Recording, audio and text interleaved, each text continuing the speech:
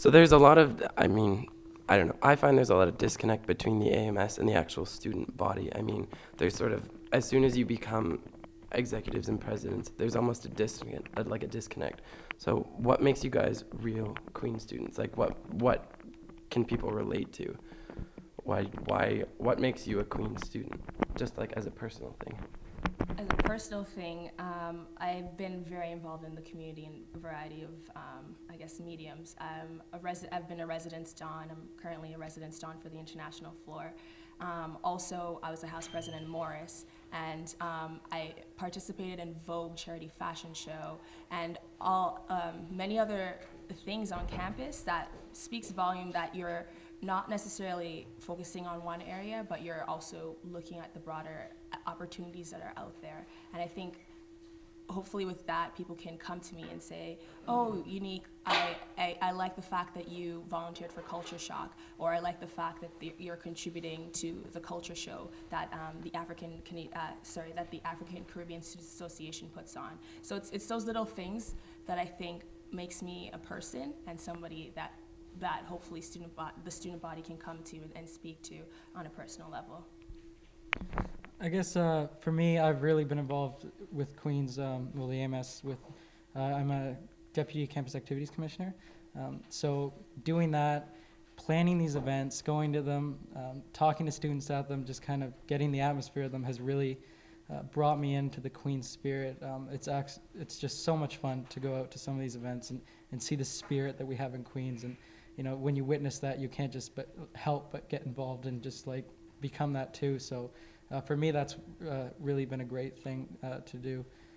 I'm also a commerce student, and I absolutely love the program as well. So just kind of the experiences I've had with the extracurricular work I've done and in class has just really kind of come together to make Queens a great experience, and that's why I really like it.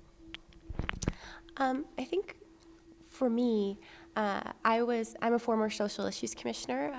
Last year, I worked in the AMS in one of the council positions, but what I find makes the Social Issues Commission a little bit different than the other commissions is that you deal with people on a fairly regular basis that are really unhappy with the AMS and that are really unhappy with, their Queens experience, because they're people that, are part of these traditionally marginalized and disenfranchised groups who are coming to you to talk to you about their issues. So I saw in that position a side of the student body that I don't think that a lot of other members of the AMS sometimes see. The other thing is I felt that my AMS executive didn't really empower me to help these people or to advocate for them. And so that was actually one of the driving forces behind my decision to do this, because I see these people and I see how the AMS just does not represent their interests. And so to me, that was really important. And like Yanigue, I'm also a Don. I'm a Don on West Campus, though. So I've also seen that group of people that's often ignored by the AMS.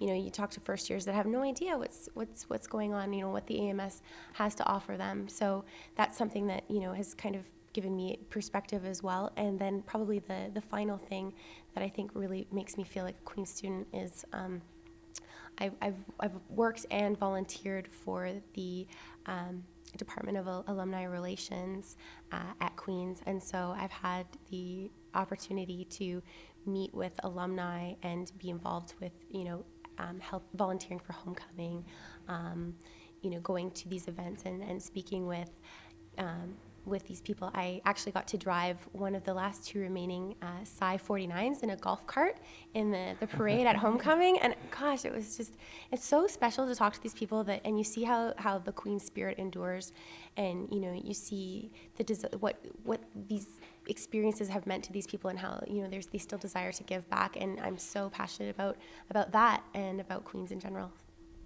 Awesome. Okay, well, one final thing. What do you want your legacy to be for if you win the election? Well, I think that,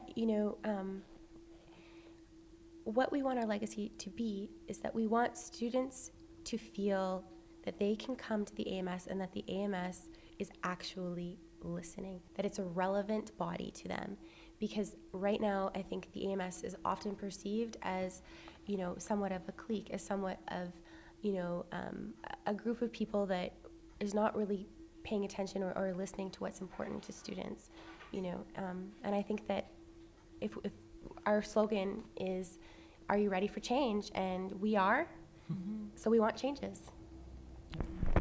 I think the greatest legacy would be to really align the AMS with the interests of the students and really have it so the AMS student interests, concerns, and questions are all aligned so that the AMS can really act as a voice to advocate for the needs of the students, and that the message from them is getting to the AMS, and then that message is getting amplified and to the people that it needs to really make the change.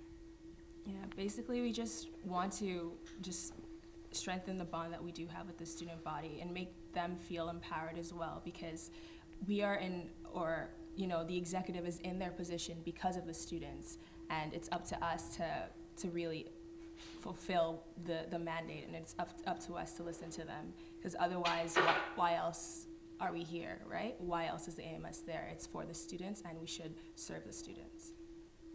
All right, well, thank you guys so much, and good luck. Thank you.